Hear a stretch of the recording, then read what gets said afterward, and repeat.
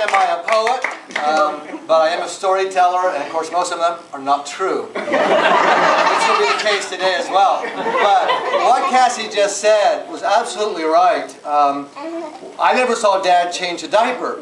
And so I thought men don't change diapers either. And I remember when Megan came along and Melinda was encouraging me to help change the diapers, and I'm like, no, you know, good husbands, they don't golf, they don't watch sports on TV, and they don't help change the diapers. For 3 days we had that argument going on. I mean, 3 days. It was kind of tense. And finally I was like praying. I said, God, you got to help this woman understand. And God said to me, He said, Mark, change the diapers. So God gives very practical advice. I just want to share too, like Cassie, some of the memories I had. I remember being on the couch and with you and playing the ukulele. Never combed your hair, but we did play the ukuleles together. I remember fishing for bluegills out at Grandpa's lake. And you didn't need bait, you just threw the hook in and they would bite them and you pulled them back up. I remember one time you were chasing me. I had been squirting you with a squirt gun in the face like for several hours. And it was annoying you. And finally you picked up a squirt gun and you put on a swimming mask. And you chased me down the alley between Ohio and Morris Avenue, and you were squirting me and laughing hysterically.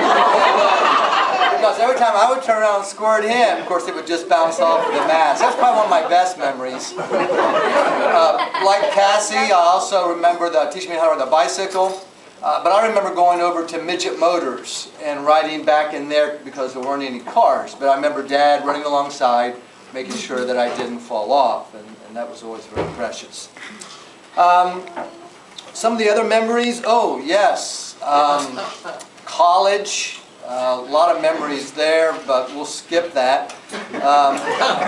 Except my senior year, Dad had made a contribution to Ohio Northern Law School, which is where he went to law school to help build a new building. And so we went up for the dedication ceremony, and Dad introduced me to the dean and all those people up there. On the way back home, he said, well, Mark, he said, would you like to go to law school here at Ohio Northern?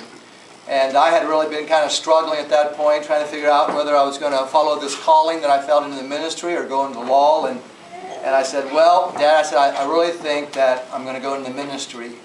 And Dad's countenance kind of dropped, and he said, well, he said, there's always John.